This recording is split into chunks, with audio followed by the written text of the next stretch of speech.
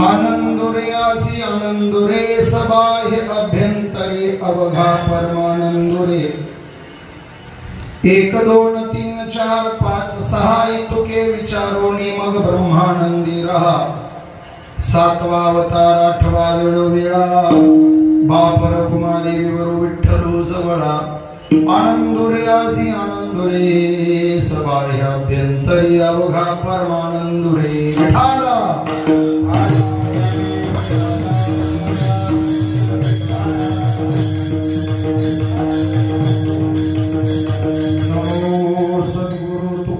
ज्ञानदीपा नमो सद्गुरु सच्चिदानंद रूपा नमो सद्गुरु भक्त कल्याण मूर्ती नमो सद्गुरु भास्करा पूर्ण कीर्ती नमो ज्ञानेश्वरा निवृत्ती उदारा सोपान देवा मुक्ताबाई नमो त्रिभुवनी पावनी आद्य त्रय जननी देवांशी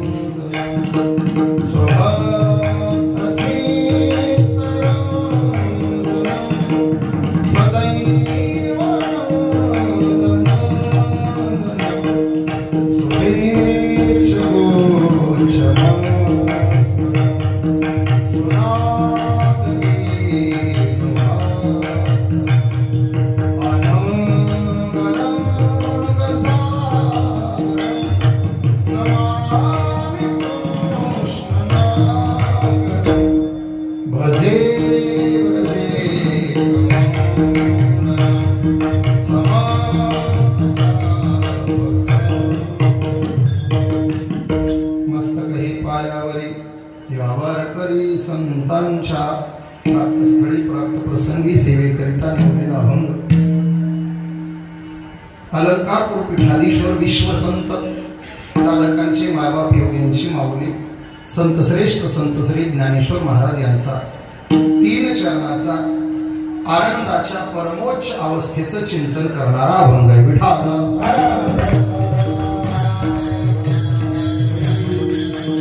अभंगावर विस्ताराने चिंतन करण्यापूर्वी महत्त्वाचा परिहार प्रातस्मरणीय सद्गुरु संत माधव बाबा सद्गुरु संत मोतीराम महाराज या महात्म्यांच्या कृपाशीर्वादाने गेल्या 100 वर्षापासून सुरू असलेला ग्रामस्थ मंडळी कोळवाडी यांच्या वतीने साजरा होणारा भव्य दिव्य असा अखंड हरिनाम सप्ताह या वर्षी सप्ताहाचा शताब्दी महोत्सव अर्थात 100 वर्षाची पवित्र परंपरा ज्यांनी सप्ताह सुरू केला त्यातला एकही ग्रस्त आज उपलब्ध नाही पण त्यांनी सुरू केला म्हणूनच आज आपण शताब्दी करू शकतोय ज्यांनी सुरू केला त्यांना लोटांगण घालायचं ज्यांनी चालवला त्यांना दंडवत घालायचं आणि जे यावर्षी जोमाने पुढे येऊन काम करतायत त्यांना मनापासून धन्यवाद द्यायचे सुरू केलेल्यांना का विसरायचं नाही कारण पाया व्यवस्थित असला तरच कळस चढवता येतो सप्ताह सुरू करणारे लोक म्हणजे आपल्या सप्ताहाचा पाया आणि आता आपण काय करतोय कळसावर झेंडे लावतोय आपण कळसावर झेंडे लावणारे माणसं कळसावरच्या झेंड्यालाही महत्व आहे आणि पायामध्ये स्वतःला गाडून घेणाऱ्या दगडांना सुद्धा महत्व आमटी भाकरी खाऊन लोकांनी आपले हे सत्ते चालवले, टिकवले, 100 वर्ष हे चालवले.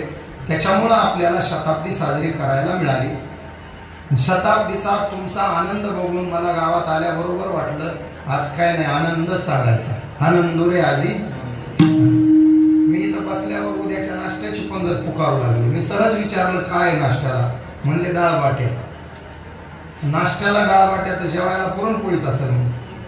काय आहेच का? बघा मला सहज दिला ठोकून बसला आपला. नाश्त्याला डाळ बाटीमध्ये जेवायला उद्या कीर्तन ठेवायचं माझं. काही दोन्हीतलं एक मिळालं असतं आम्हाला. हे आनंद आहे तुमचा. आनंद 100 वर्षाच्या पूर्तीचा आनंद आहे. त्या आनंदाचा भाग म्हणूनच आनंदुरे आजी आनंद चिंतन करायचा विचार केला. विठाला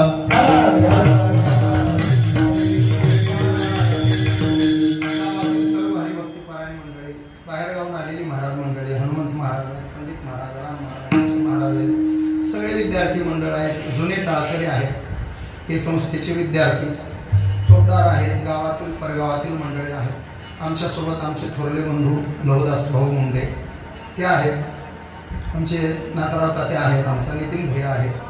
गावातील बाहेर गावातील आपण सर्व परमार्थप्रेमी मंडळी सर्वांच्या उपस्थितीत चाललेला देखणा सोहळा, त्यात आजची आपली ही कीर्तन सेवा.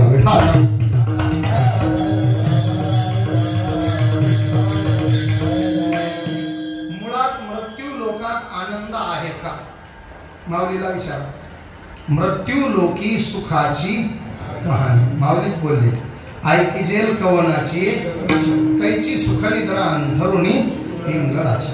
मृत्यू लोकात सुख नाही अशी माऊलींची भाषा आहे. आपल्या सगळ्या संतांची तशीच भाषा आहे. दुःख बांधव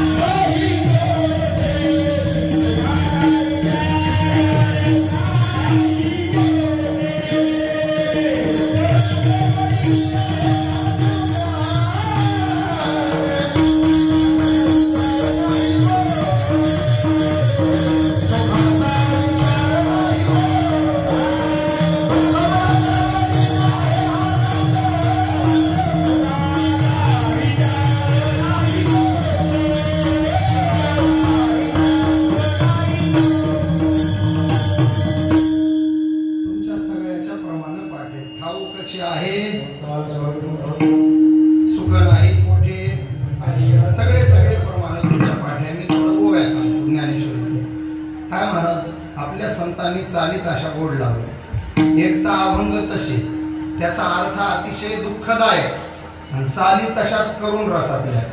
संसार दुःख मोड सगळीकडे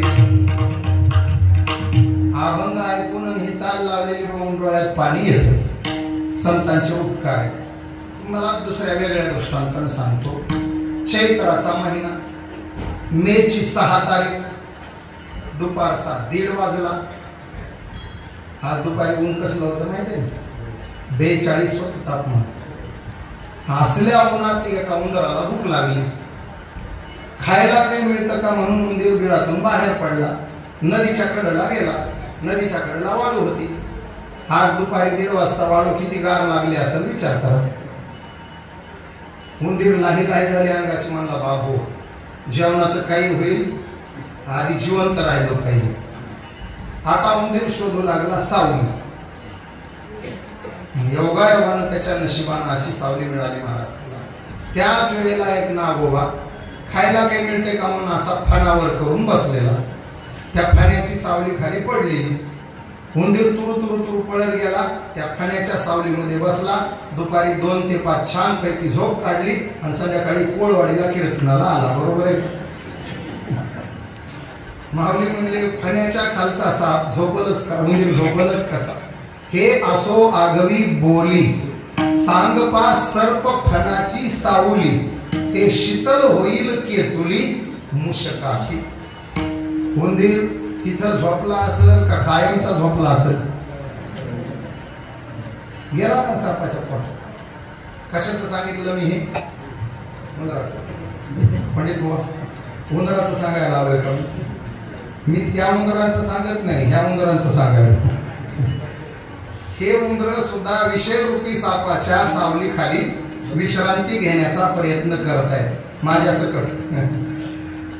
विषयाला विषारी साप म्हटले संतांनी. म्हणून रुसलो या संसारा, सर्पा विखार पांढरा, तुझसे अंतर रे दातारा, याची दावेदारा निमित्ते. आपणही विषारी सर्पाच्या फण्याखाली विश्रांतीचा शोध घेतोय. विश्रांती मिळत नाही, ठकवल्या जातोय. विठाला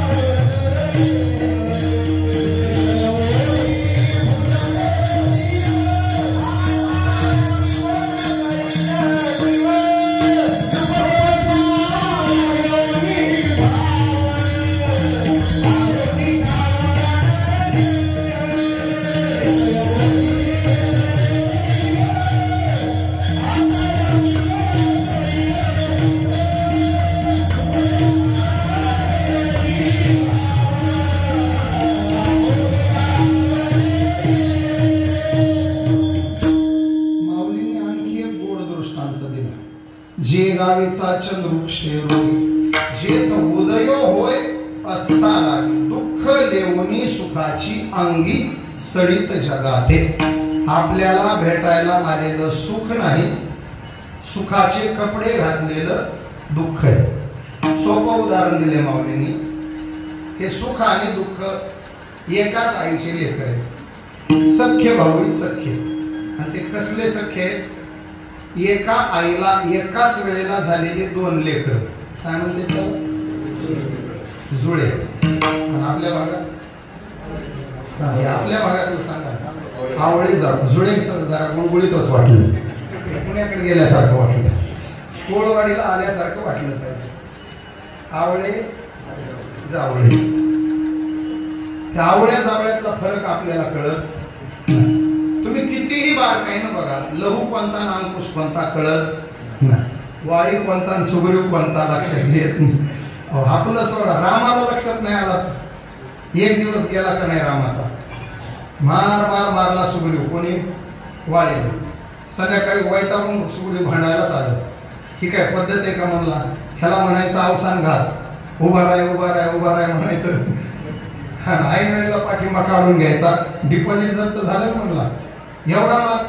राम म्हणले बाबा तुला सगळं खरंय, पण मला तुम्ही कळले तर पाहिजे ना. दोघं कसले होते ते? आवळे जावळे म्हणा ना, आवळे जावळे. आणि मला सुग्रीव कोणता वाळी कोणता? चुकून मी बाण मारला वाली म्हणून तुला लागला तर उद्या एक काम कर, ही माळा गळ्यात टाक. ही माझी विजय माळा आहे. मग याच्यावरून मला कळलं ज्याच्या गळ्यात माळ आहे तो सुग्रीव आहे, आणि ज्याच्या गळ्यात माळ नाही तो वाळी. आणि मग माझ्या लक्षात येईल माळकरी वाचवायचा आहे आणि बिगर माळकरी. तेव्हा रामाच्या लक्षात आलंय, ध्यानात ठेवा. रामाने काय ठरवलंय माहितीये का? माळकरी वाचवायचा आणि बिगर माळकरी ध्यानात घ्या, असं रामाने ठरविलंय. आणि आता योगायोगाने परत रामराज्य आलंय, त्यामुळे माळकरीच राहणार आहेत, बिगर माळकरी राम हाणणार आहे त्यांना. नीट ध्यानात घ्या. त्याच्यामुळे शताब्दी चालू आहे. ज्याच्या ज्याच्या गळ्यात माळ नाही त्याने माळ टाकून घ्या.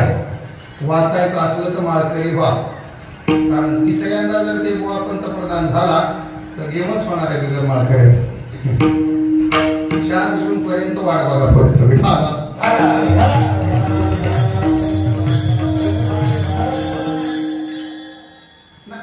मालेवाडीला नव्हते का दोघं? तुम्ही 12 बघितले असतील ना मालेवाडीचे. एक लहुनी एक अंकुश, इतकीच बुटके. एक वारला आता, माझा घोटाळा झाला होता महाराज. जगमित्र मंदिरात आमचं भागवत एका मारवाड्याने ठेवलं. मग त्या मारवाड्याने सांगितलं महाराज तुम्हाला काही लागलं तर ह्या दोघांना सांगायचं. मग मला एकच भेटलं त्याचं, याला सांगायचं म्हणून. मारवाडी गेला. मी त्याला म्हणलं तुला मारवाड्याने काही पैसे निशे ठेवलेत का? तो म्हणला नाही, आज संध्याकाळी देणार आहे. बरं जाऊ दे, ते देतील तेव्हा देतील. म्हणलं हे 50 रुपये घे, 2 पाण्याच्या बाटल्या घेऊन ये आणि उरलेले 20 रुपये माघारी आण. 15ला बाटली परळीत मिळते. ते हो म्हणलं गेलं. 1 तास झालं तिकडंच बेपत्ता. 1 तासाने आलं ते. मी त्याला म्हणलं बाटल्या कुठे आहेत? आता ते जरा भारुडे असल्यामुळे विनोदी म्हणलं तुम्ही बी घ्यायला होता काय? काम करता देणार आहे म्हणलं. हेही म्हणतो बाटल्या पाण्याच्या तुला 50 रुपये दिले होते ना. म्हणलं वा रे वा. म्हणलं मी आता आलोय मंदिरात. मी आमच्या साथीदारांना म्हणलं किती बदमाश माणूस आहे. आणि 50 घेऊन गेला सकाळी. द्यायचे नसले तर देऊ नको, पण दिले नाही तर म्हणू नको म्हणून. तो म्हणला घेतलंच नाही तर मी आता आलोय. जाय बा म्हणलं, नको डोक्याला ताप. आम्ही दुसऱ्या माणसाकडून 2 बाटल्या मागविल्या, पाणी पिलं, भागवताला बसलो, कथा केली. कथा संपली. 5 वाजता आम्ही जगमित्राच्या ऑफिसात बसलो. ते सकाळी 50 घेऊन गेलेला आलो. म्हणला महाराज ह्या 2 बाटल्या आणि हे 30 रुपये. मी म्हणलं तुम्ही गांजा बिजा वाढतात का? हे बाबा म्हणलं काय विकास मला. मगाशी तुम्हाला कथेच्या अगोदर विचारलं बाटल्या कुठे, तर मला म्हणलात म्हणलं टाकतात का? हे बाबा म्हणला मी सकाळी 50 घेऊन गेलोय, त्याच्यावर आता आलो. मी म्हणलो मग तू आता आलास तर ते कथेच्या आधी भेटलेलं कोण होतं? दुसरं मागून आलो. म्हणला मी होतो. मी म्हणलं इकडे. दोघं उभे केले. 3 मिनिटं डोकं बंद पडलं माझं. मग मी युक्ती केली. माझा असा काळा दोरा पिशवीत होता, काढला. म्हणलं तुमच्यातला अंकुश कोण आहे? ते अंकुश पुढं आला. त्याच्या हातात दोरा बांधला. म्हणलं 7 दिवस सोडायचा नाही. म्हणजे आपली खून दोऱ्यावाला अंकुश, बिगर दोऱ्यावाला लो. तसं ते आवळे जावळे कळत नाही. सुख आणि दुःख आवळं जावळे. मग आईने काय करायचं? सुखाला पांढरे कपडे घालायचे, दुःखाला काळे कपडे घालायचे आणि दोघं खेळायला सोडायचे. मी तुम्हाला विचारतो, पांढरे कपडे घातलेलं सुख, काळे कपडे घातलेलं दुःख कोळवाडीत आलं.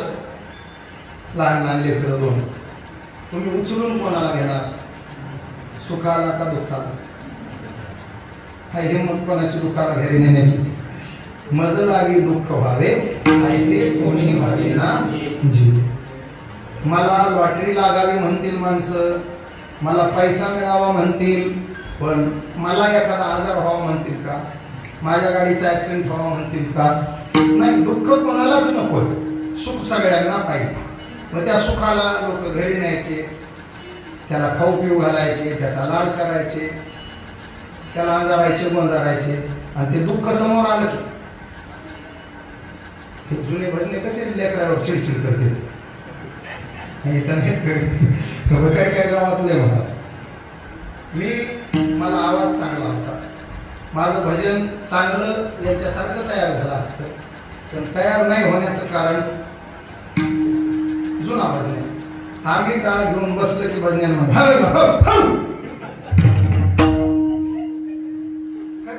असं वाटायला टाळा म्हणावं त्याला, पण आपली ताकद कमी.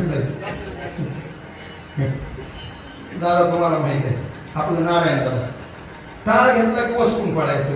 मी म्हणायचो त्या भजनालाच नाही ते वसकते, ते नारायणराव वसकते म्हणायचं. त्याच्यामुळे आमचं भजन कमी राहिलं, नाही तर तुमच्या एवढं पक्क केलं असतं. जिद्द होती. सुरुवात कीर्तन केली तेव्हा स्वरात रामकृष्ण हरी येत नव्हता.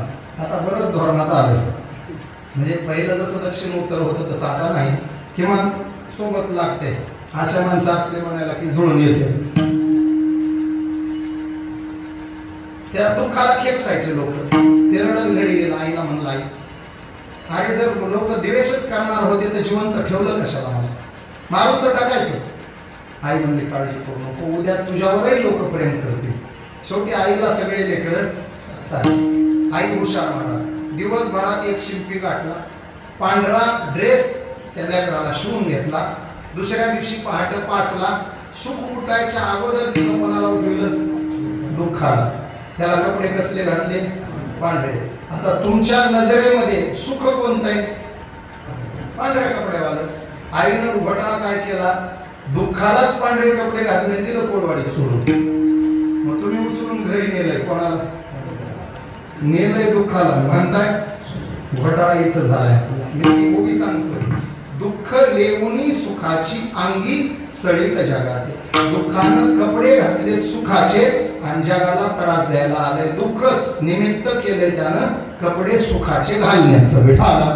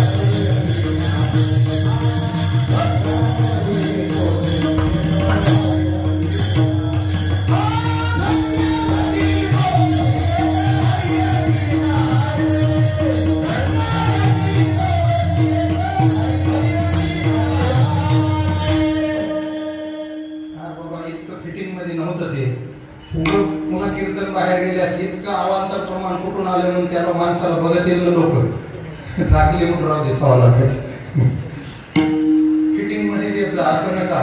कीर्तन पूर्वेकडे चाललंय, प्रमाण पश्चिमेला गेलं. फिटिंग फिटिंग पाहिजे, ह्याचा काही संबंध नाही माझ्या चिंतनाशी. ते मध्येच घुसलं तुमचं. विठाला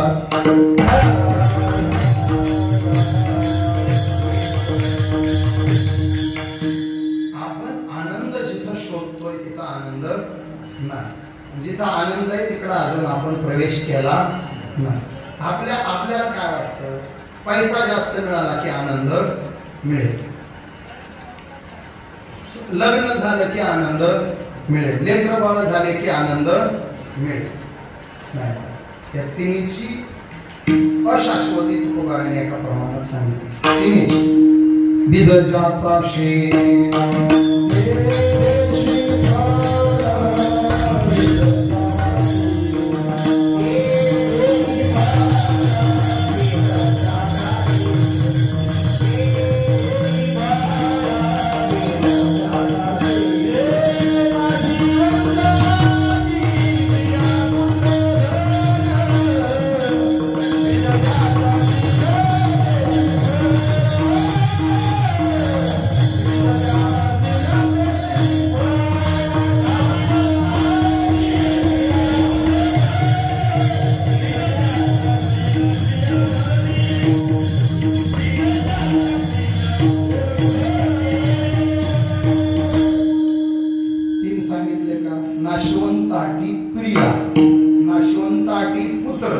नाशवंत आटी धन. कारण का? बीज ज्याचा शीन, शीन शब्दाचा अर्थ आहे दुःख.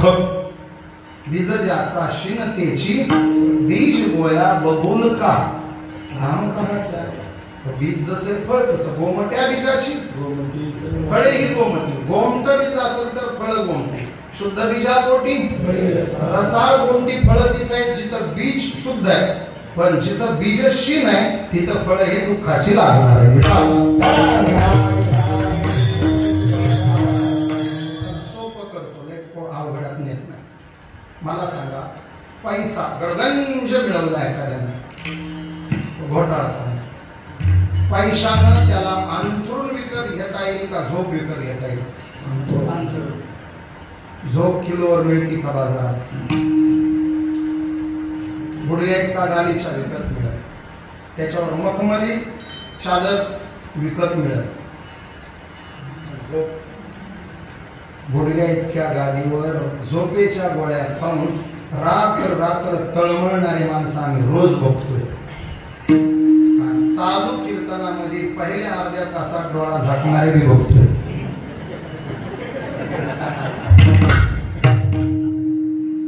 किती समाधान मिळणार. काही टेन्शन आहे का कसलं इथं. एवढी गरमी आता 10 वाजता एवढी गरमी तरी डोळा लागायला का नाही. हे डोळा लागणं वाईट नाही मला, हे समाधानाचं लक्षण आहे. मला तर कीर्तनात झोपलेला भेटला की कीर्तन झाल्यास त्याचं दर्शन घ्यावं वाटते. इतका समाधानी माणूस. अरे लोक झोपेच्या गोळ्या खाऊन रात्रभर तळमळाले आणि सकाळी बोंब मारायले तर रात्रभर डोळ्याला डोळा नाही. आणि कीर्तनात बसून माणसं खाऊ झोपायला म्हणजे केवढी कमाल. समाधानी माणसं आहेत माझं तर स्पष्ट म्हणणे काय. पडल्याबरोबर झोप लागते त्याला भाग्यवान म्हणायचं. आधी झोपतंय आणि नंतर खाली पडतंय त्याला महाभाग्यवान म्हणायचं. आणि असे महाभाग्यवान आपल्या कीर्तनात 2 तरी सापडणार म्हणजे सापडणार. त्यांना दोषच द्यायचा नाही मला. हे त्यांचं इथं समाधान. सगळं ठीकठाक झालंय, टेन्शनच घेत नाही. ठीकठाक कोणाच्या जीवनात नाही. फक्त मानलं तर ठीक आहे, नाही मानलं तर 2 कोटीच्या घरात नाही मानलं तर वैताग आहे. आणि 25,000च्या झोपडीमध्ये मानलं तर समाधान. आमच्या गावात वीटभट्टी आहेत महाराज. दादाला विचार 100-1 वीटभट्टी आमच्याकडे. ते काम करणारे मजुरीनं थपाई करते. इटाची थपाई करायला काय 1000 रुपयाला 1000 इट असेल ना, रुपयाला इट असेल त्यांना थपायला 400. बघा नवरा बायकोनी दिवसभर बेजार झाले तर 1000 इट थापतील दोघांना मिळून पैसे किती मिळणार आहेत. 400. तर त्या 400 इतके आनंदी असतात महाराज. फुल आवाज सोडून टेप लावतो. फुल हसल्या 42 डिग्री तापमानात गाणं कोणतं लावतो. क्या मौसम आया है. गाणं किती खास लावते बघा. क्या मौसम आया है. अरे 42 टेम्परेचर आहे. त्याला टेम्परेचरची देणंच घेणं नाही. त्याचं एकच म्हणणं आहे बायको सोबत एका थापायला आहे ना बस. म्हणजे आपले आरबुलवाडीकर म्हणतात ना 2-2 लाख पगार येत म्हणून. नवऱ्याला 2 लाख, बायकोला 2 लाख. नवरा मुंबईला, बायको नागपूरला. फोन करून म्हणते रविवारी येऊ का. ती म्हणते कशाला येतोस मेल्या मग तिकडच. काय 4 लाख खायचेत का महाराज. खायचे 4 लाख. माझं वाक्य नाही, आरबुलवाडीकरांचं वाक्य. आळदी खाळ पण एका जागेला होऊन खा. म्हणून करावं. इंदोरीकर झालं, आरबुलवाडीकर झालं, व्यवहारातलं बोलते पण खरं बोलते.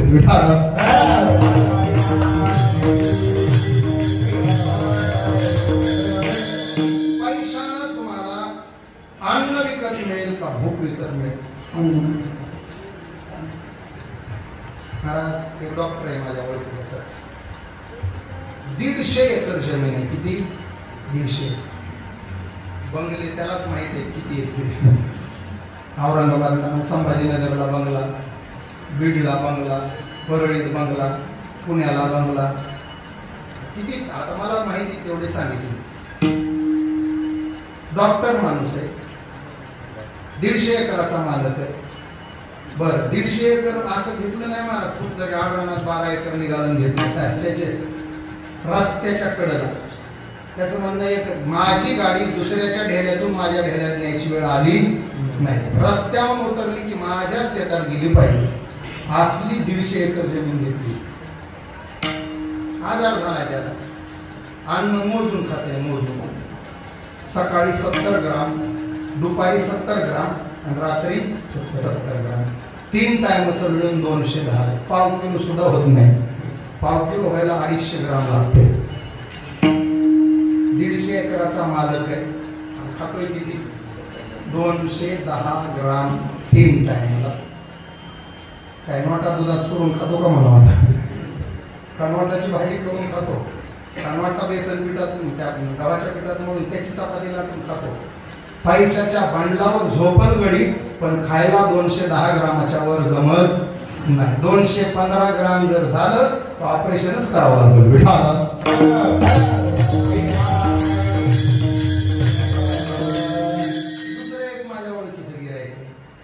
अंगावर शर्ट घालीत नाही महाराज, शर्ट बनियानावरच फिरत. त्याच्या अंगावर शर्ट फक्त लग्न समारंभातच बघायचा. त्याला म्हणलं ना शर्ट घालत, हे कोण बघायला म्हणते आपल्याला. जेवायला बसलं ना महाराज, आचार्याच्या 5 चपात्या खाते. आचार्याची चपाती माहिती ना, चपाती नसती ती चपाता असते. थंडीत 2 आतरले 2 पांघरले तर थंडी वाजणार नाही, आपली गॅरंटी. तसले चपाती 5. एकदा मी जीव घातले महाराज. माझं कीर्तन झालं त्याच्या गावात, त्याला अण्णा म्हणते सगळे. कीर्तन झाल्यावर आता माझ्या पाया पडायला. मी म्हणलं मग अण्णा, त्याला तो तर बोलतो ते आनंदी आनंदी महाराज. मी म्हणलं हा मग जेवायला चालू म्हणलं. मी म्हणलं मग आज मी वाढतो तुम्हाला. मग आळदी जास्तच खातोय वेळा म्हणलं. मी ते कार्यकर्त्यांना म्हणलं चला स्वयंपाक घराकडे. ते म्हणले पहिली महिलाच मग असू द्या म्हणलं, माझ्या वशिल्यावर एक तर जीव घाला म्हणून. पोर हो म्हणले, त्याला बसविलं. मी पोरांना म्हणलं आणा पत्रावळ्या. माझ्याकडे रागात बघितलं ना महाराज, असला अपमान करू नका. जिंदगीत पत्रावळीवर जेवलोच नाही. म्हणून मग कसं जेवतो, टोपळ्यात जेवतोय. आणलं टोपलं महाराज. टोपल्यामध्ये पाऊन बकीट वरण ओतलं महाराज त्याने, पाऊन बकीट. आणि आचार्याच्या 5 चपात्या त्याच्या हातानं चोरल्या. काला पातळ झाला. मी म्हणलं अण्णा ते पातळ झाले, मग तुमच्या नावची आळदी चोळा लागणार आहे. काही राक्षस आहेस का म्हणलं. बघा महाराज, 2 एकराचा मालक पंक्तीला जेवला तरच पोटभर जेवतो, असा माणूस 5.5 पोळ्या आचार्याच्या पचवितो. आणि 150 एकराचा मालक छटाकावर अन्न खातो. कुठेही समाधान, कुठे आनंद सांगा. पैशानं अन्न मिळेल, भूक नाही मिळत. पैशानं औषधं मिळतील, आरोग्य नाही मिळत. पैशानं माणसं कामाला लावता येतील, दिलदार मित्र विकत मिळणार नाही. पैशानं विटा मातीचे घर उभे करता येतील, ज्याला घर पण देता येईल अशी वास्तू नाही निर्माण होणार. नुसते भिंती उभ्या करणं म्हणजे घर नाही महाराज. आतमध्ये जिव्हाळा असणं गरजेचं आहे. घर असावे घरासारखे, नकोत नुसत्या भिंती. तिथे असावा प्रेम जिव्हाळा, नकोत नुसती ना. पैशाचा भरोसा धरूच नका. या धनाचा न धरी विश्वास, जैसी तरुवर छाया. या तायातील चुकी मग रसील माया. या हरी भजनी विना तुझेच जन्म साधवाया. या लागी वैकुंठनाथाच्या तू चिंती पारे पाया. ओम नमो भगवती वासुदेवाया. ओम नमो भगवती वासुदेवाया. आपण पैशात आनंद शोधतो, आनंद मिळेलच याची शाश्वती देता येत. दुसरं ठिकाण धनदारा, पत्नी. वाटतं लग्न झालं की आनंद बघावं ज्याला मिळते ते. ज्याचं झालं नाही त्याला वाटतंय कधी होतंय की, आणि ज्याचं झालंय त्याला वाटतंय कशाला केलंय की. सर जगामध्ये तुमचा तोंडावर अपमान करणारी एकच व्यक्ती आहे. कोण? पंडित महाराजाचा मी अपमान करेल का कधी? करणं शक्यच नाही ना महाराज. आणि केला तर पुन्हा जिंदगीत ते माझं तोंड बघतील का?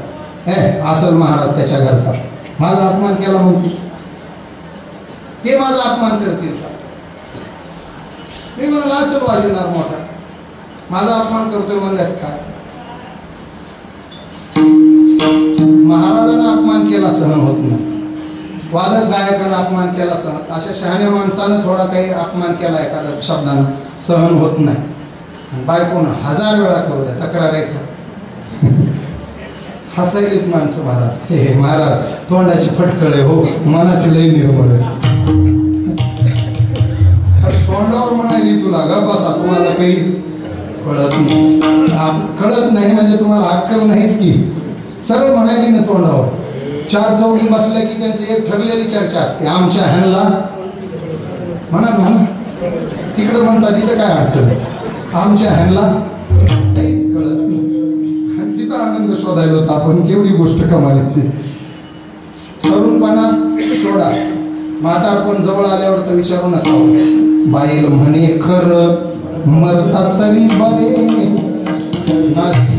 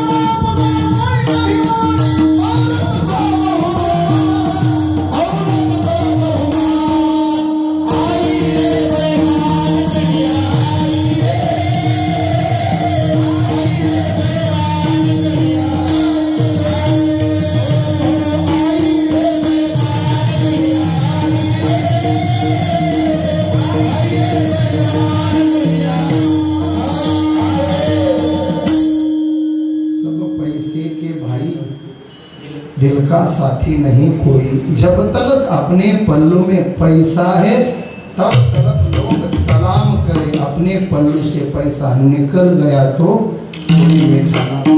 आम्ही रोज गावोगाव फिरतोय महाराज, आयुष्यभर झिजणाऱ्या खपणाऱ्या बापाला वर्ग कमरेवर हात ठेवून रुबाबात विचारते, काय केलंस माझ्यासाठी? तू तर घेऊन निघालास म्हणते, काय केलंस? बघा महाराज, कोणाच्या भरोश्यावर आहेत आपण? आता तुम्ही म्हणाल महाराज लयच सांगायला तर असं तसं, मग संतांना नाही का हे सगळं? हो, संतांनी पैशाचा अनुभव घेतलाय, संतांनी कुटुंबाचा अनुभव घेतलाय, संतांनीही लेकरांचा अनुभव घेतलाय. फरक सांगतो त्यांच्या जीवनातला ना आपल्या जीवनातला. सुखदुःखाचे आघात जसे आपल्याला झालेत तसे संतांना सुद्धा, मी तर म्हणतो आपल्यापेक्षा जास्त संकट त्यांच्या जीवनात आहेत. ज्ञानोबारायांचं जीवन बघा, जन्माच्या अगोदर बापाला संन्यासी म्हणून हाकलले, संन्यासी गृहस्थी झाला, लेकरं झाले तर ह्यांना संन्यासाची कार्टी म्हणून हाकलले, गावाच्या बाहेर झोपडं बांधून, गावात मधुकरी मागू दिली नाही, मिळालेली मधुकरी घरापर्यंत जाऊ दिली. आताच्या कीर्तनकाराला एवढा त्रास दिल्यावर त्याला जिवंत ठेवून का महाराज? तुकोबारायांचे अभंग दगड बांधून पाण्यात बुडवले. एकनाथ महाराजांच्या अंगावर 100 वेळा थुंकणारा एक नालायक पैठणात झाला. हा एवढा त्रास आम्हाला? काडीचा त्रास नाही आपल्याला, एवढा त्रास त्यांनी काढला. मग दुःख त्यांना नाही का? दुःख त्यांनाही आहे. फरक सांगतो, आपलं कसं आहे, थोडं दुःख झालं की आपण मनावर घेतो, आणि त्यांनी दुःखाचा डोंगर कोसळला तरी मनापर्यंत त्याला येऊ देत नाही. दुःख ते कैचे नये स्वप्नासी, झालं नाही असं नाही, त्यांनी जवळ येऊ दिलं नाही. भुक्ती मुक्ती झाल्या कामारी दासी, त्यांचे वर्म त्वा महापासी, सुखे राहिलासी प्रेमाची. त्यांचे वर्म तू काय? दुःख त्यांनाही आहे, दुःख आपल्यालाही आहे. फक्त दुःख जवळ न येऊ देण्याचं वर्म त्यांच्याकडे, आपण वर्माला चुकलोय. विठाला सामान्य दुःख सोडा, मोठ्यातल्या मोठ्या दुःखाबद्दलही त्यांनी छातीला हात लावलाय. वर्म सोबत असल्यामुळे हृदयी असताना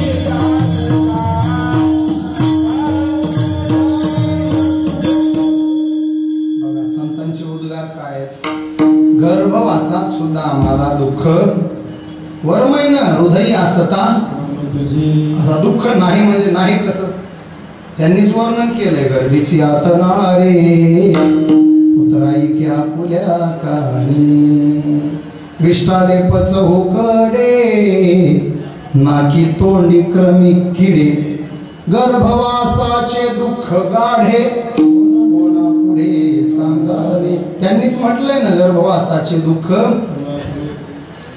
माऊली म्हटले मातीची उदर कुहरी, पचोनी विष्ठेच्या दाथरी, उकडोनी 9 मासवरी जन्म जन्म म्हणून. काय महाराज खोलीच केवढी हो, ईदभर खोली 1 by 1 पण नाही हो, 1 by 1 ची खोली काय अर्धा फुटाचं काय असं हो.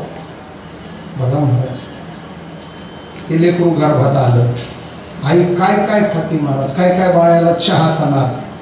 आणि चहा कसा लागतो माहिती आहे का, गॅसवरचा उतरायचा कपात वाटायचा, तसला गरम चहा महाराज. बघेपर्यंत बाई 1 गिलास अर्धा गिलास चहा संपली, तसला गरम चहा होती ती पोटात. आणि ती पोटात असते हो एवढे.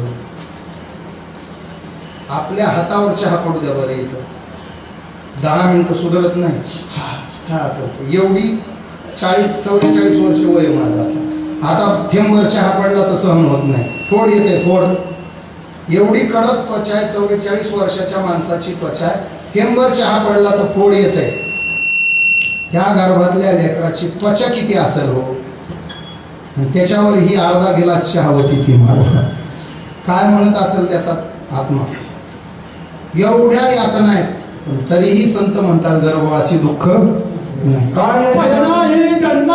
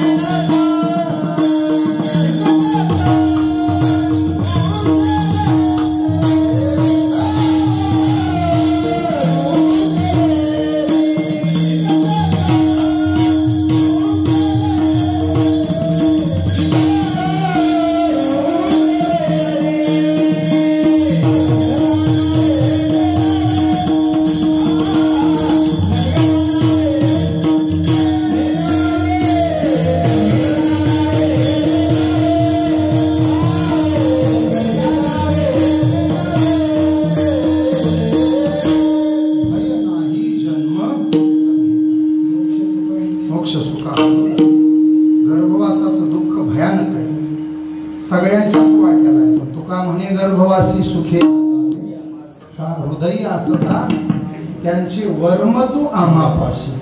बघा एक गोड वाक्य सांग. परिस्थिती काहीही असू द्या, तुमची मनस्थिती बिघडली नाही पाहिजे. मनस्थिती स्थिर असेल तर कसल्याही परिस्थितीत आनंद घेता येतो. मनस्थिती जर ठीक नसेल तर कसलीही परिस्थिती तुम्हाला आनंद देऊ शकत नाही. विठाला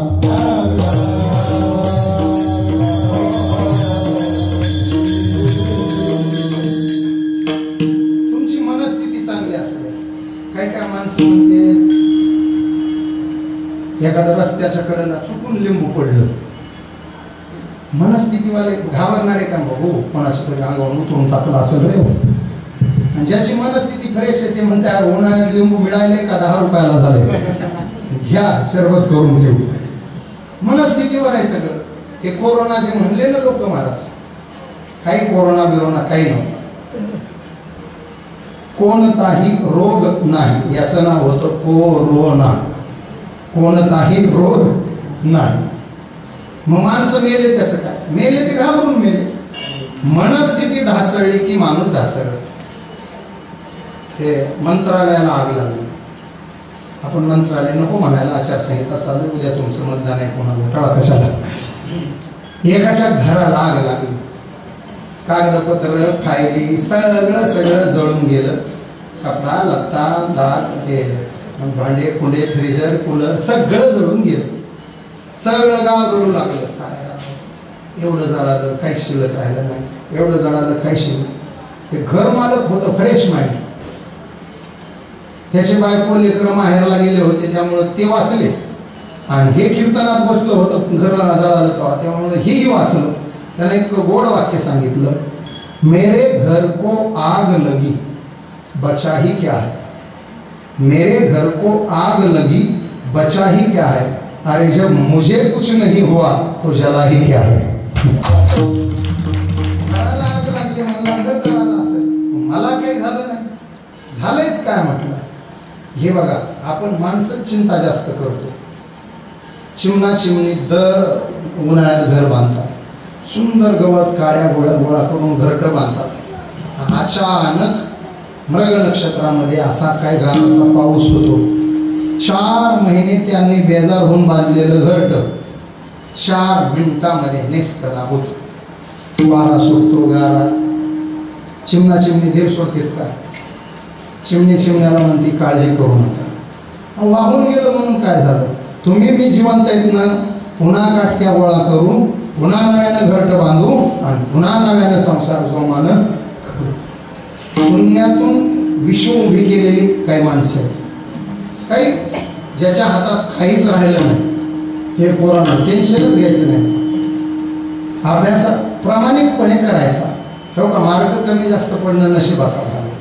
2-2 वर्षे बेजार झालेले लेकरं 515 520 घेतात नीटमध्ये. थोडक्यात जाते. 530 पडले असतं तर म्हणते लागलो असतो. 10 मार्कानं घे, टेन्शन घ्यायचं नाही. तुला काही झालं नाही ना, अजून 1 वर्ष घे, पुढच्या वर्षी लागेल. बरं, मी म्हणतो नाही डॉक्टर झालं तर काही जीवन संपणार आहे का? नाही डॉक्टर झालं तर कंडक्टर होईल. कंडक्टर झाल्यावर म्हणायचं फिरायला मिळाले. डॉक्टर झालो असतो तर दवाखान्यात अडकून पडलो असतो. कंडक्टर झालो, अख्खा महाराष्ट्र बघायला मिळाला.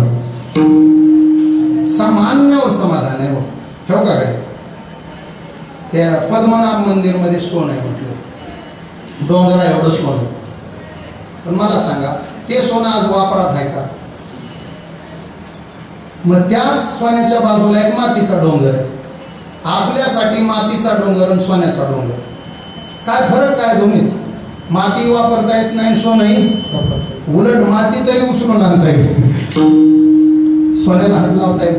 मग जे वस्तू पडू नये त्या वस्तूचं मूल्यच नाही ना महाराज. ज्या लोकांच्या घरात पोत्यात भरून पैसा पडला, आणि तुम्हाला सांगू का, ज्याच्या घरी पोत्यानं पैसा आहे ते गाडी घेत नाही, घर बांधित नाही, जिंदगी त्याची तशीच जाती महाराज. गावातून शहरात जायचं असलं तर मोटरसायकल म्हणते, सोडतोस का मला, चहा पाचतो तिथं तुला. ते मोटरसायकल म्हणते, त्याच्या चहाला लाव काढी. घरात पोत्यानं पैसे पडले, हा पोत्यानं पडलेले पैसे जर तुमच्या वापरात नसतील तर ते पैसे नाही, ती माती आहे. वस्तू विनियोगात आली पाहिजे, वापरात आली पाहिजे. समाधान वस्तूत नाही, समाधान परिस्थितीत नाही, समाधान इथे. आमच्या संतांचं ते झालंय. देखिले तुमचे चरण निवांत राहिले, मन निवांत राहिलं की बस कासया आपला प्राण तेजी लगे माय विठाला.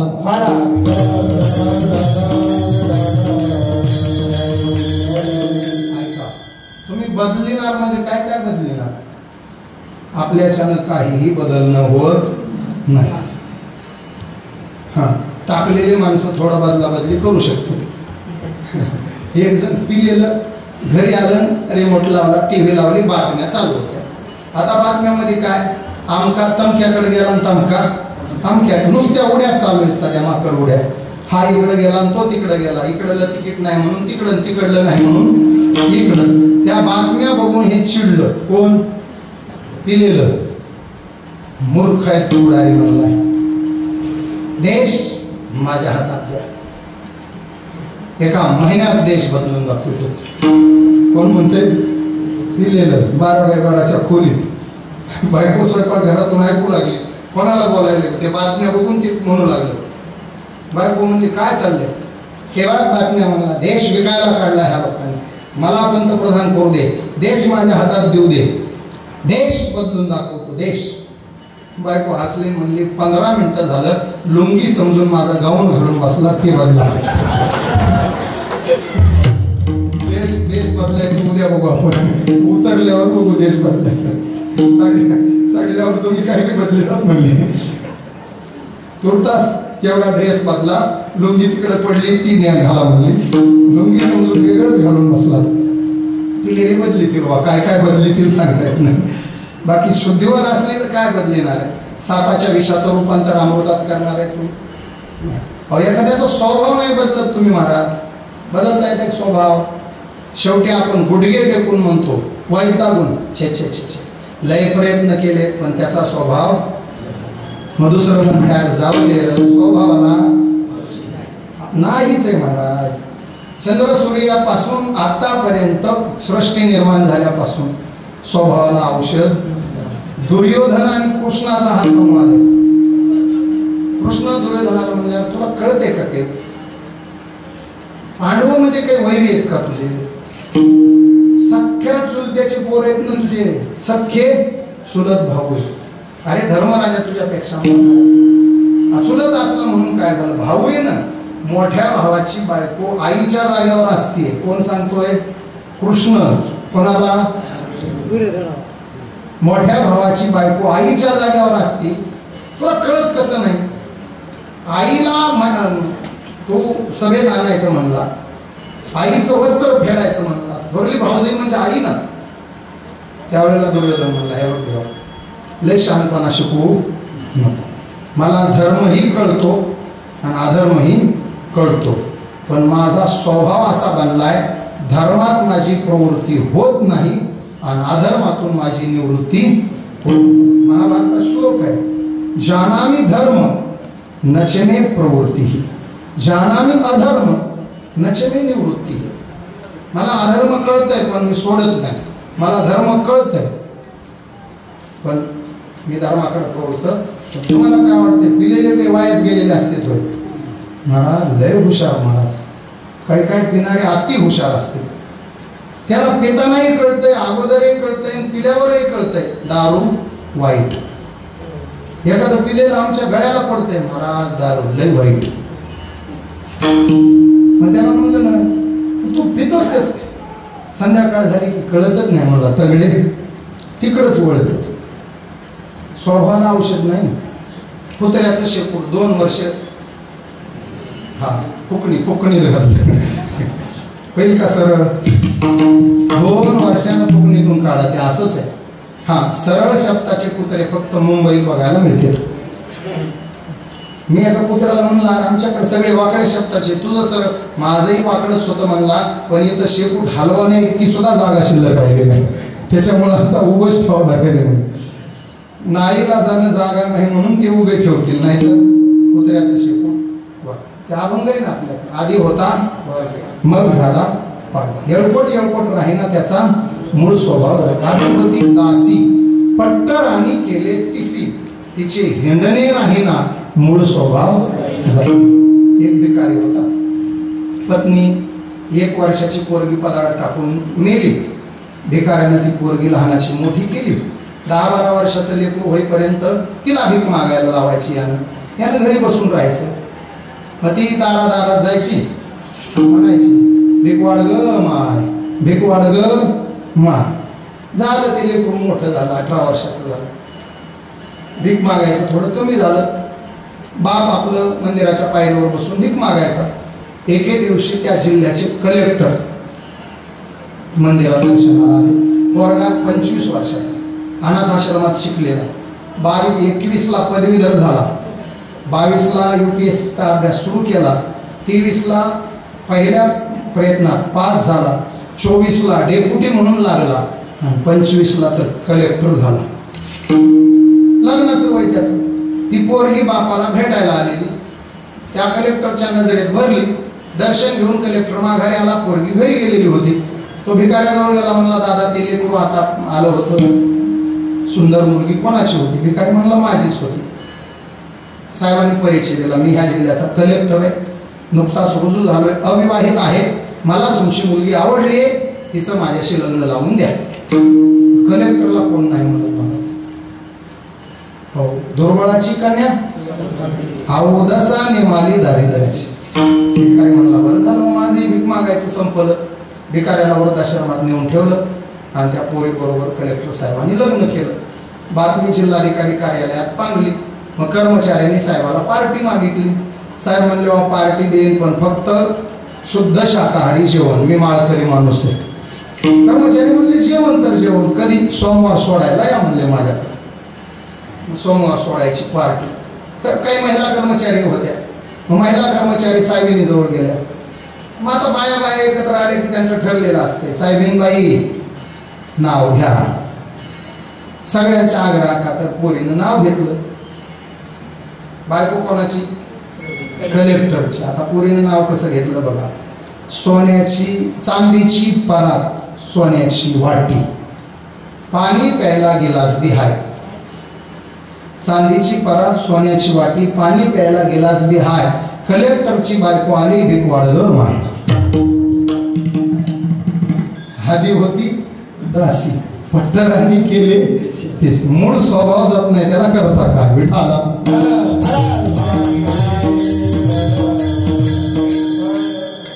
तुम्ही दुसऱ्यांना बदलू शकत, स्वतःला बदलायचं. आमचे संत जगाला बदलत बसले, स्वतःला बदलले. तुम्ही बघा, एखाद्या माणसाला सगळं पिवळं दिसू लागल्यानंतर आपण म्हणायचं नाही भिंत पिवळी झाली आता तिला पांढरं करा. त्याला उचलून शिवणखेडला न्यायचं, धनकून एक इंजेक्शन द्यायचं, नीट होते.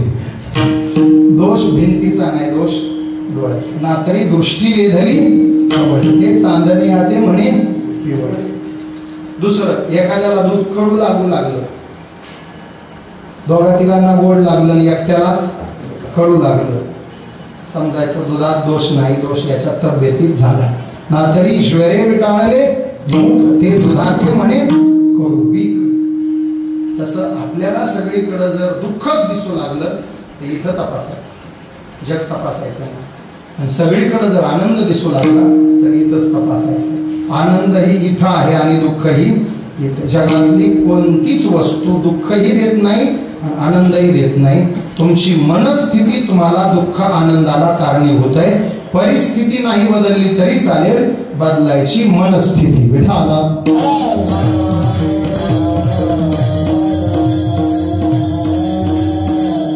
आमच्या संतांनी सायासानं मनस्थिती बदलली, मन स्थिर केलं. आता कोठे धावे मन तुमचे चरण, स्थिर केलं, मन स्थिर केलं. आणि स्थिर झालेल्या मनामध्ये त्यांना जी अनुभूती प्राप्त झाली त्या अनुभूतीचं चिंतन अभंगाच्या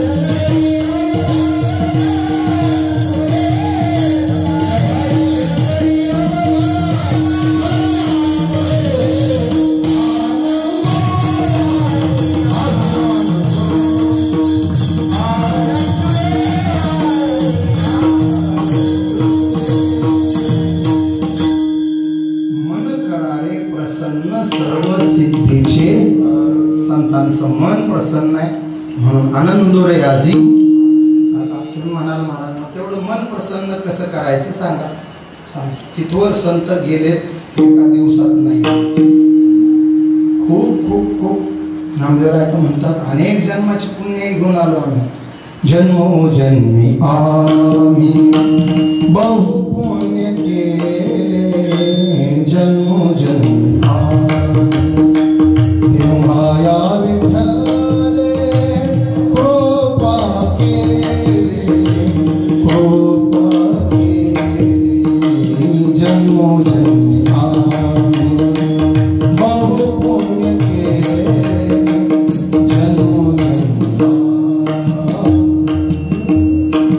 योगीचा भक्त नामा उभा कीर्तनी, नामा उभा कीर्तनी. पाठीमागे डोळे झाकून उभी केसरी. शारशाही उभे महाराज जे जे झाले अवतार तुका त्यांचे. भगवान नरसिंह होते, नामदेवराय प्रल्हाद होते. भगवान राम झाले, नामदेवराय अंगद होते. भगवान कृष्ण झाले, नामदेवराय उद्धव होते. भगवान विटेवर उभे राहिले, नामदेवराय वारकरी होते. तुम्ही उभे विटेवरी, आम्ही झालो वारकरी, आम्ही झालो वारकरी, आम्ही झालो वारकरी. प्रयत्न पराकोटीचा आहे महाराज. माऊलींनी काय 22 जन्माची समाधी माऊलींची महाराज. ही 22वी वेळ आहे. माऊली म्हणतात आम्ही ही प्रयत्न एक जन्मात हे साध्य नाही होत, एका जन्मात सुद्धा एका दिवसात होत नाही.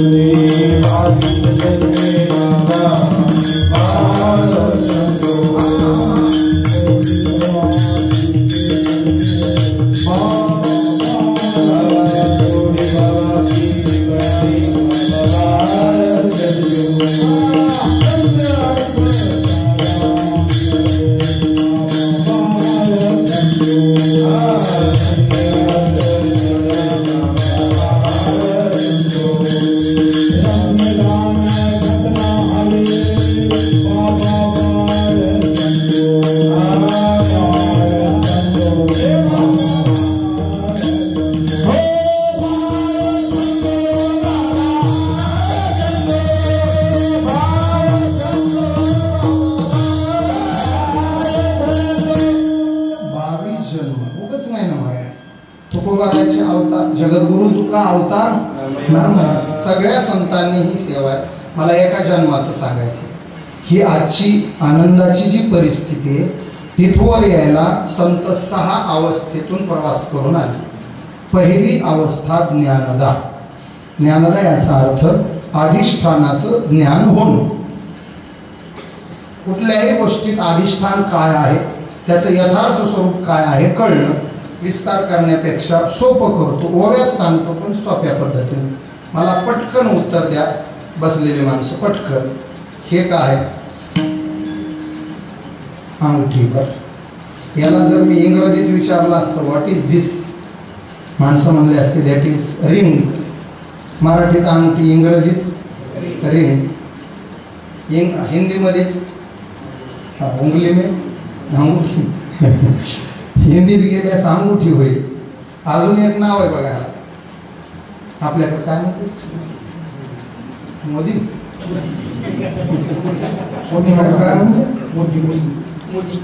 मला मोदी ऐकू यायले. मोदी म्हणा, मोदी. उद्या तुमचं तुम्ही बघा, मला काय करायचं. मोदी मोदी अंगठी, मोदी, रिंग. आता तुम्हाला ही अंगठी वाटली पण खरं तर हे आज्ञा आहे. माऊलीने तिने सांगितले अर्जुना तयानाव ज्ञान हेर प्रपंच हे विज्ञान तेच सत्य बुद्धी ते अज्ञान एवढी जा. खरं तर ही अंगठी नाही, हे सोनं आहे. सोनं हे काय आहे, बोटाचा आकार दिला म्हणून अंगठी. मनगटाचा आकार दिला असतं तर कळं झालं असतं. तेच महिलांच्या मनगटात गेले असते तर शाबास, पाटल्या झाल्या असतात. नाव बदलतात बघा, आकार बदलला, नाव. कानात गेलं पुरुषाच्या तर कुंडल, महिलाकडे गेलं तर झुंबर, अजून झुबे, अजून बरेच नाव आहेत त्याला. गळ्यात आल्यावर तर त्यांना त्या सोनारालाच विचार काय काय होईल. महाराज 50 प्रकारचा दागिना आहे का नाही.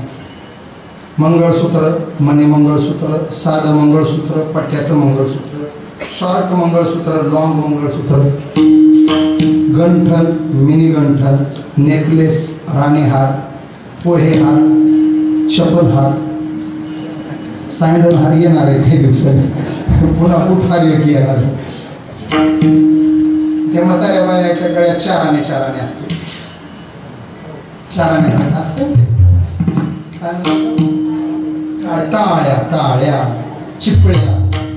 चिपळ्या म्हणा, टाळ्या म्हणा. अजून ते बोराच्या आठवड्या एक असतात बघा, त्याचं नावही तसंच आहे, बोरमाळ. मी विचार केला ह्याच्यावर, बोरमाळ का, बोराच्या आठवडीसारखा आकार आहे म्हणून बोरमाळ. काही काही बरंच भानगडीत महाराज. हे सगळे नाव सोनाराने दिलेत, महिलांनी ठेवलेत, पण वस्तुतः ते काय आहे. आता ऐका, सोनं असताना अंगठी वाटणं याला अज्ञान म्हणायचं. सोन्याचं रूपांतर अंगठीमध्ये होणं याला विज्ञान म्हणायचं. परिवर्तन जिथं आलं तिथं विज्ञान. आणि अंगठी दिसत असतानाही नजर सोन्यापर्यंत जाणं त्याला ह्या वस्तूचं यथार्थ ज्ञान म्हणायचं. मग ही अंगठी दिसली नाही पाहिजे, हे काय दिसलं पाहिजे. आपण तरी सोनं म्हणतो, हे काढून सोनाराकडे घेऊन जा बरं, सोनार काय म्हणते. विक्रीचा भाव वेगळा आणि खरेदीचा भाव वेगळा.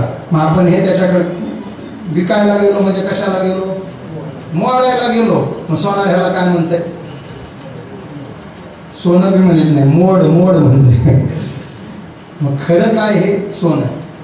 दुसरा उदाहरण आता ओळी सांगतो त्याची. नातरी सोने लेणे होणे घडे, तयाचे सोने पण काय मोडे, हे अलंकार वरचिलीकडे लेत याची निभावे. दुसरा दृष्टांत सांगितला माऊली. महिला मंडळ 14 जानेवारी डोळ्यापुढं आणा. आली का 14 जानेवारी. काय असतंय, संक्रांत. आपल्याला एक वेगळंच विचारतात महाराज, या वर्षी संक्रांत कोणावर आहे. असलं काही नसतं महाराज, पण लोकांना सवय लागली. एका गावात ब्राह्मण होतं, 2 बायका त्याला, 2 मजली घर, आणि बाहेरून शिडी केली होती चढायला उतरायला. खालचीनं बासुंदी केली, वरचीनं रसपोळ्या केल्या. त्याच्या मानानं सकाळी एक वडाला जाईल आणि दुपारी एक जाईल. नाश्ता एकीकडे घेऊन, जेवण एकीकडे घेऊ. पण बाया नंबरी महाराज दोघी एकदाच वडाला गेल्या, एकदाच वडावून आल्या. वरची म्हणली रसपोळीचं ताट वाढल्यावर या, हे शिडीवरून वर निघालं. खालची म्हणली बासुंदी तयार आहे, खालून जेवा. खालचीनं पाय धरला, वरचीनं शेंडी धरली. दोघी ओढू लागल्या. वरची म्हणली आधी पुरणपोळी, खालची म्हणली आधी बासुंदी. त्याच्यात गावचे लोक रस्त्याने विचारू लागले, देवा या वर्षीची संक्रांत तर कोणावर आहे. ब्राह्मण म्हणला सध्या तरी माझ्यावर आहे. शिडीवरून खाली आल्यावर सांगतो कोणावर आहे, सध्या माझ्यावर आहे. संक्रांतीला ते वाण ठेवायला काय असतं तुमच्याकडे, महिला मंडळीकडे काय सुगड झाकायला असतं ती झाकणी, आणि सगळ्यात बारखं असतं ती बोळक. 3 आयटम मिळाले आता लगेच, सुगड, झाकणी, बोळक. तेच उतरंडीला गेले तर गाडगे, व सगळ्यात वर लागलं तर मडक. तेच ताकाला दह्याला वापरलं तर लोटक. त्याचं कारण त्याला लोटक का म्हणतात, शिंक्यात लटकत ठेवलेलं असतं म्हणून त्याला लोटक म्हणायचं असतं. तेच आता उन्हाळ्यात पाणी प्यायला भांड म्हणून वापरलं. माठ झाला, डेरा झाला. डेऱ्याची थोरली बहीण होती जुन्या काळात, थोरला भाऊ होता रांजण, त्याची मावशी होती कोथळी. आता मी हे नाव का सांगितले, हे सगळे पदार्थ कशाचे बनलेत, कशापासून, म्हणजे ते खरं काय आहे, माती असताना गाडगे मडके वाटणं याला अज्ञान म्हणायचं. मातीचं रूपांतर गाडग्या मडक्यात होणं याला विज्ञान म्हणायचं. आणि गाडगे मडके समोर दिसत असताना नजर त्याच्यातल्या मातीपर्यंत जाणं याला त्या वस्तूचं यथार्थ ज्ञान म्हणायचं. याची पण उभी आहे ज्ञानेश्वरी. ना तरी भूम्यातून स्वयं काय घड्या गाडगेयाचे निगती कोंब परी ते कुलालमतीचे गर्भ उमटले की. ऐका, नजर गाडग्या मडक्यावर थांबली नाही पाहिजे, मातीवर गेली पाहिजे. आतमध्ये खरं कोण आहे, तसं या गाडग्या मडक्यांचा द्वेष आणि प्रेम करायचं नाही, याच्यातली माती शोधायची. सर्वभूती राम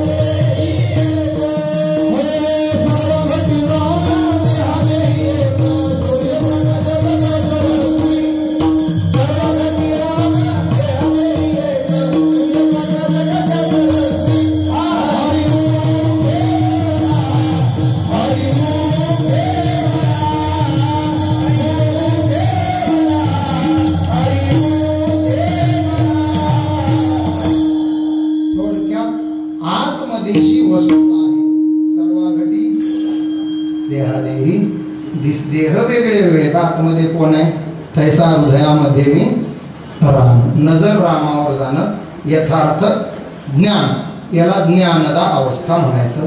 ज्ञानदा झाली की मग संन्यासदा अवस्था प्राप्त होते. एकदा कळलं न झाला प्रपंच आहे परब्रह्म. प्रपंच एक झाला होता आहे तो समूळ मिथ्या वार्ता. कळलं की संसारातून मन विटायला विटले हे चित्त पंजापासून वमन ते म्हणी. आमच्या संतांनी खूप ठिकाणी बोलतो.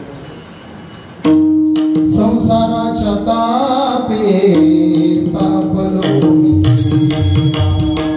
करिताय सेवा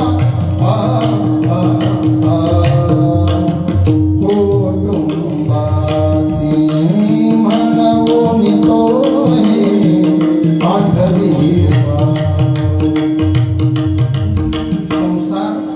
सासरवास आहे. आपल्या सगळ्या संतांच्या भूपाळ्या वाचा. खालासा सुरवासी मज केले भगवंता मज केले हो सासुरवासा भितो जीव मोढे फुलपासी. आता दोन्ही दिसे लज्जा वगले सासरी आता मज माहेरासिन्या थोडा एवढा जाच तुमच्या पडते पाया. थोडा एवढा जाच तुमच्या पडते पाया. हो बघले सासरी आता मज माहेरासिन्या. हो बघले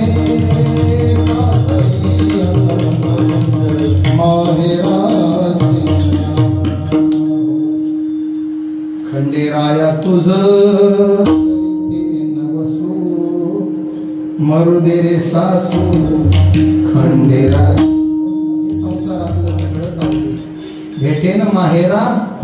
भाषा म्हणजे संसाराला त्रस्त झालेत संत.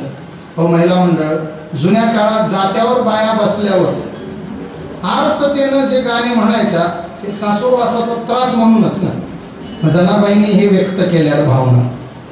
जनाबाई म्हणजे खुलं व्यासपीठ, जनसामान्यांना परमार्थाला घेऊन जाणारं खुलं व्यासपीठ. शताब्दी आहे, महिला मंडळाची संख्या भरपूर आहे. जात म्हणल्याशिवाय कीर्तन कडीला जाणार नाही. आपण हनुमान महाराज पुढं, महिला मंडळ माग. दोन कडवे सुंदर माझे जाते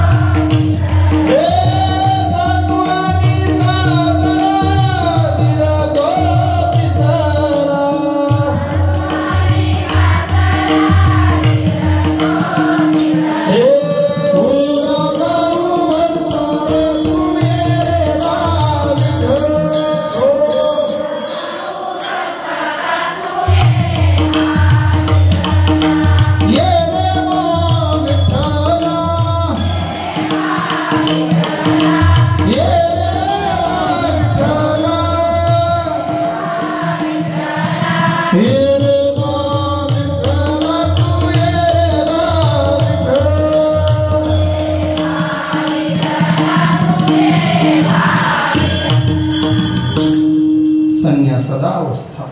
संसारातून बाहेर पडायचं, तिथून एकदा बाहेर लागलं की मग योगदा अवस्था. योगदा म्हणजे साधनेला लागणं. योगदा झाली की लीलोन्मुक्ती.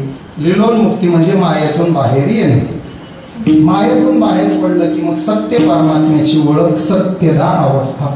आणि एकदा सत्य तू हा निश्चय झाला आनंददा अवस्था. आनंदाची डोही आनंद कोंडला, मागे पुढे आनंदाच्या कोटी साठविल्या आम्हा कोटी. अवघे चित्रैलोक्य आनंदे भरीन तिने लोक. ही अवस्था म्हणजे आनंदुर्याजी आनंदुरे. आता ऐका, आनंद सगळीकडे म्हणजे काय? सगळीकडे देव आहे. देव उभा आत हरी बाहेर आहे. आनंद म्हणजे देव. आनंद अद्वय नित्य देवाचं वर्णन आहे. विटेवरी नीट आनंदाचा कंद देवाचं वर्णन आहे. आम्ही प्रमाण म्हणतो, भजन म्हणतो कथेमध्ये, नंदघर आनंद भयो जय नंदघर आनंद भयो म्हणजे साक्षात कृष्ण म्हणजेच आनंद, विठ्ठल म्हणजे आनंद. आम्हाला आज आनंद आहे कारण आमच्या आत आणि बाहेर साक्षात देव उभा आहे. शताब्दी का 100 वर्ष आम्ही सेवा केली. आज आमच्या सप्ताहामध्ये देव उभा मागे. रंग भरे कीर्तनात प्रेमे तेथे असे देव उभा. आनंद व्हायला अडचणच नाही. आज आमच्या सप्ताहातलं कीर्तन होताना देव इथं उभा आहे. नुसता उभा नाही, देव बेभान होऊन नाचतोय. मग देव नाचतोय म्हणजे आनंदोर्याजी. यातला तेवढा आनंद तुम्हाला द्यायचा आणि कीर्तन संपवायचं. नामदेव कीर्तन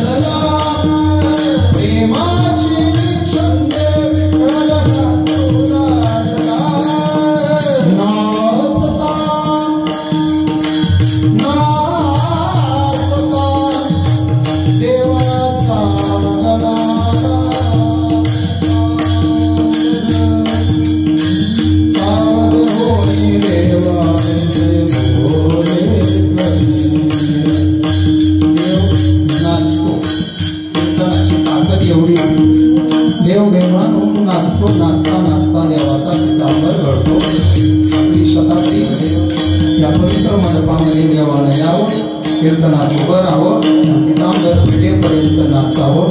एवढा आनंद त्याला देण्याचा आपण प्रयत्न करू. सगळ्यांनी दोन्ही हात वर करा. 2 मिनिटं आम्ही पुढं बसलेल्याने मागं भजन म्हणायचं.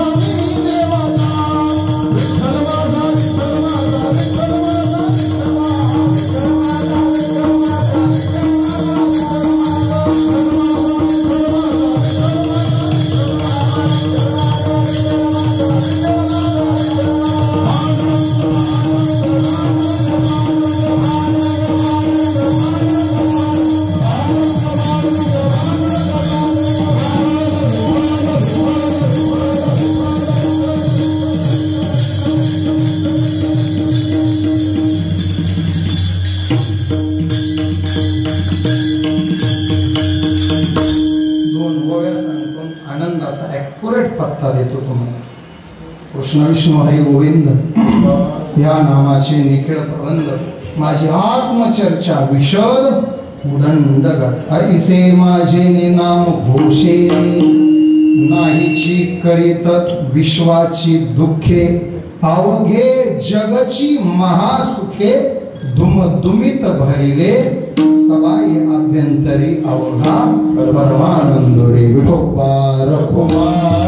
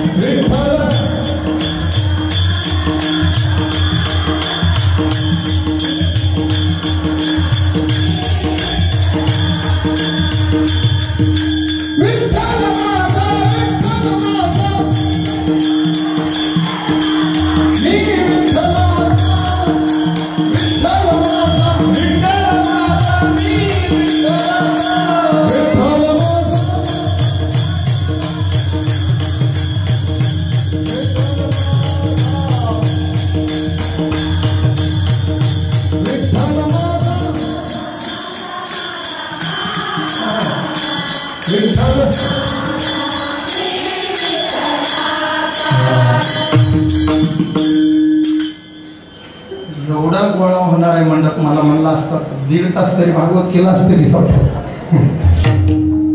शताब्दी काही डबल येणार नाही. आता 100 वर्ष लागते दुसरी शताब्दी यायला. एका दिवसात भागवत असते मध्ये घुसविला असतं तर 1.5 तासच केला असता आपण. जाऊ द्या पुढं बघू. शतकोत्तर रौप्य महोत्सवाला बघू अजून 25 वर्षांनी. सर्वांना धन्यवाद. अतिशय गोड वातावरण आणि खरंच शताब्दीला साजेसं वातावरण केलं. भरगतचं अन्नदान चालू आहे. सगळा माहोल केला आहे. आमचे पंडित महाराज सगळे गावकरी आहेत.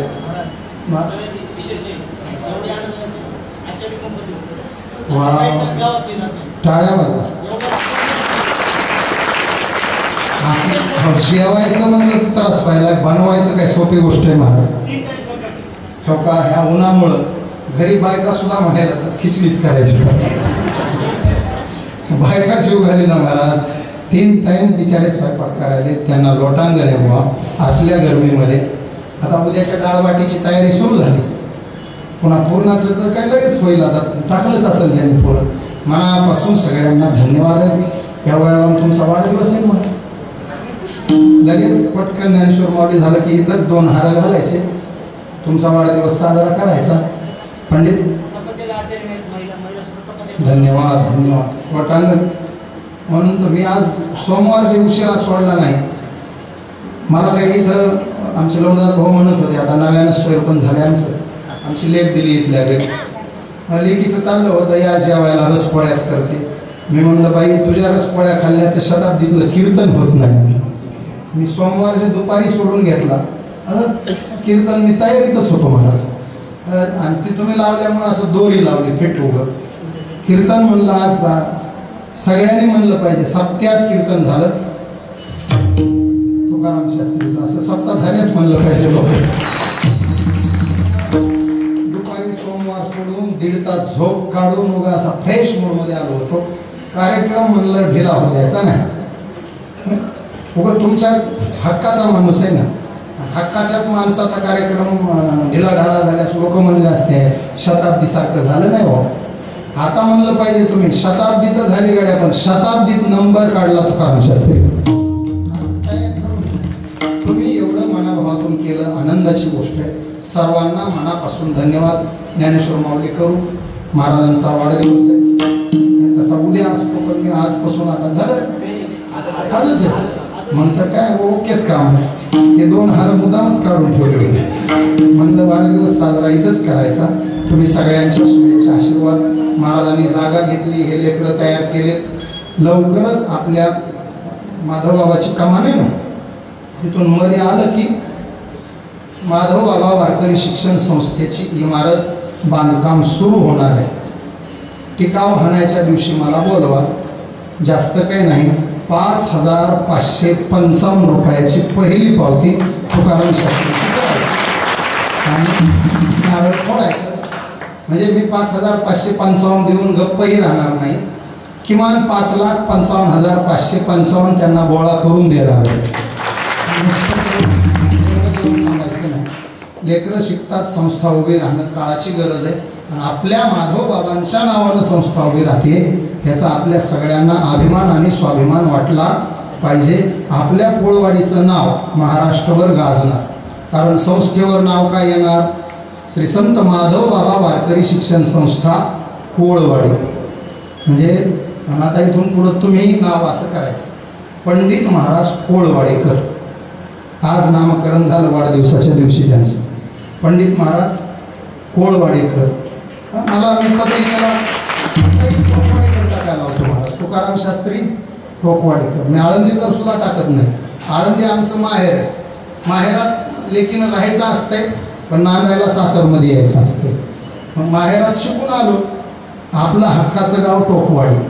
कुठल्याही पत्रिकेत तुकाराम महाराज शास्त्री झी टॉकीजवर केव्हाही TV लावान बघा, तुकाराम महाराज मुंडे शास्त्री श्री रत्नेश्वर संस्थान टोकवाडी. मला माझ्या नावापेक्षा माझ्या गावाच्या देवाचं, माझ्या गावाचं नाव जगात नेल्याचा आनंद मनापासून होतो. तसं महाराजांच्या संस्थेमुळं कोळवाडीकर हे नाव महाराष्ट्रात गेलं पाहिजे. इथून आजपासून वाढदिवसाच्या दिवशी त्यांचं नामकरण झालं. पंडित महाराज कोळवाडीकर असं कार्ड छापून घ्या. आता संस्थेचे संस्थापक अध्यक्ष पंडित महाराज कोळवाडीकर असंच करायचं. मग गावकऱ्यांनी आशीर्वाद रूपानं पाठीशी उभं राहा. जशी सप्त्याला तुम्ही मिटिंग घेऊन वर्गणी ठरवतात, तशी बिलकुल बांधकामाला वर्गणी ठरवा. तुम्ही स्वतःच 4 माणसं पुढाकार घ्या, वर्गणी ठरवा. डोक्याला 100 म्हणा, 50 म्हणा, काय तुमचं हिशोबानं ठरवायचं. तशी वर्गणी गोळा करून तुमच्याच 4 जणांजवळ ठेवा. ती महाराजाकडे देऊ बी नका. फक्त महाराजाला सांगा एवढं जमलंय, आता ह्याच्यात वाळूची ट्रक, इटायचं नियोजन, इटा माझ्याकडे सांगा, कमी भावात देतो. इटायचं नियोजन तुम्ही खर्च 4 माणसं पुढाकार घेऊन खर्च करा. महाराजाच्याही हातात नाही दिले तरी चालते. इमारत उभी करून द्या, हे महत्त्वाचं आहे. तुम्हीच पैसे गोळा करा, तुम्हीच मटेरियल, स्टील आणायला 4-5 जण जा, सिमेंट 4-5 जण आणून भाव ठरवून जा. संस्थेला द्यायचे तर थोडं हिशोबात द्या म्हणून दुकानदारालाही थोडंसं त्याच्या मुंडीवर पाय द्यायचा. आम्ही मंदिराला असंच केलं होतं, जालन्याच्या भावात स्टील आणि सिमेंट मागितलं. असं करून महाराजाला आपण उभं करून देऊ. आज 50 लेकरं शिकले ना, पुढच्या 50 वर्षाची संप्रदायाची काळजी म्हटली. आम्हाला काळजी ती आहे. हे असे पाठांतरवाले जुने माणसं, आता हे असे 4-2च आहेत ना महाराज गावोगाव. हे लेकरं तयार झाले तर उद्याचं भजन टिकलं. तुमचा शतकोत्तर सुवर्ण महोत्सव साजरा करतील हे लेकरं. ते तयार होणं गरजेचं आहे. म्हणून महाराजाला संस्था उभी करून द्यायची म्हणजे द्यायची असं आपण ठरवू. मी तर ठरलं आहे आपलं, पहिली पावती माझ्या नावची करायची आणि महाराजाला सोबत घेऊन माझं वजन वापरून किमान 555 555 एवढं त्यांना सहकार्य करायचं, एवढी खात्री मुळवणकर मंडळी आली आहे. जागर आहे ना सुभाष महाराज, सगळीच महाराज मंडळी, सगळ्या मुळवणकर मंडळीला धन्यवाद. कीर्तन सेवेला विराम. ज्ञानेश्वर